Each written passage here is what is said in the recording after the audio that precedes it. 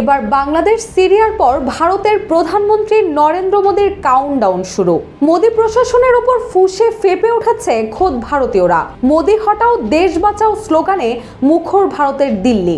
সাধারণ ব্যবসায়ী, কৃষক থেকে শুরু করে সাধারণ জনতা সবাই ক্ষোভ প্রকাশ করছেন মোদী সরকারের কর্মকাণ্ডে।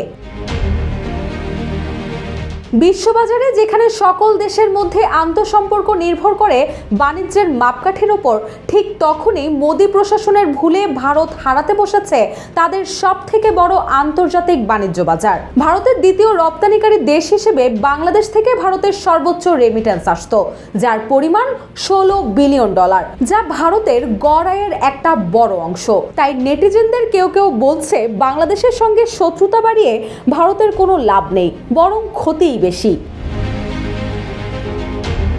বাংলাদেশের সাবেক প্রধানমন্ত্রী শেখ হাসিনার পতনের পর বাংলাদেশ নিয়ে ভারতীয় গণমাধ্যমগুলো একের পর এক মিথ্যা ও অপপ্রচার চালিয়েছে, যার ফলে বাংলাদেশে ভারত বয়কটের ডাক উঠেছে সামাজিক যোগাযোগ মাধ্যমে।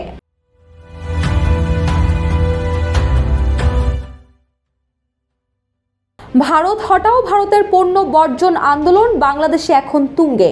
বাংলাদেশের দোকানগুলো থেকে ভারতীয় পণ্য কিনতে আগ্রহ দেখাচ্ছেন না ক্রেতারা, তারা ভারতীয় পণ্য বয়কট করছে। প্রায় সব দিক থেকেই ভারত এখন বেকায়দায় পড়েছে। কৃষক সহ সর্বস্তরের মানুষের মধ্যে একটা ক্ষোভ সৃষ্টি হয়েছে। সাধারণ ব্যবসায়ী ও কৃষকদের অভিযোগ, মোদীর ভুল কূটনৈতিক কৌশল ও তার পোশাক গদি মিডিয়ার বাংলাদেশ নিয়ে অপপ্রচার এবং শুভেন্দুর কটূক্তির কারণে ভারতের সঙ্গে বাংলাদেশের সম্পর্ক এখন তলানিতে গিয়ে ঠেকেছে। আর এমন পরিস্থিতির জন্য মোদীর উপর ফুঁসে উঠেছে কলকাতা সহ গোটা ভারতবর্ষ।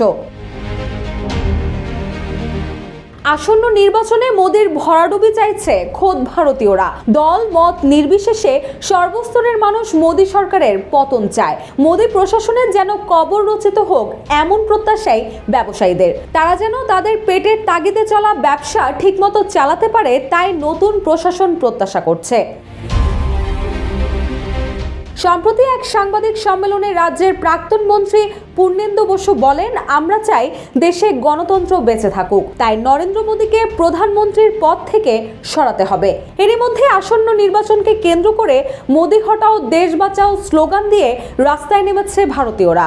তাদের দাবি, নরেন্দ্র মোদী গণতন্ত্র লুণ্ঠনের সাথে সাথে সাম্প্রদায়িক মানসিকতাকে উস্কে দিয়েছেন।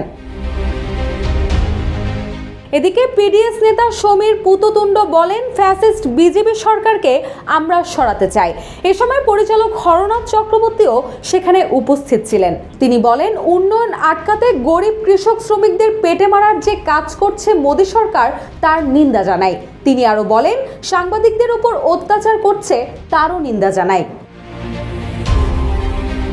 এরই মধ্যে ভারতের প্রধানমন্ত্রী নরেন্দ্র মোদীকে ক্ষমতাচ্যুত করার জন্য পোস্টার হাতে দিল্লির রাস্তায় নেমেছে আন্দোলনকারীরা। পোস্টারগুলো 11টি ভাষায় ছাপিয়ে বিভিন্ন রাজ্যে ছড়িয়ে দিয়েছে বিক্ষুব্ধ জনতা।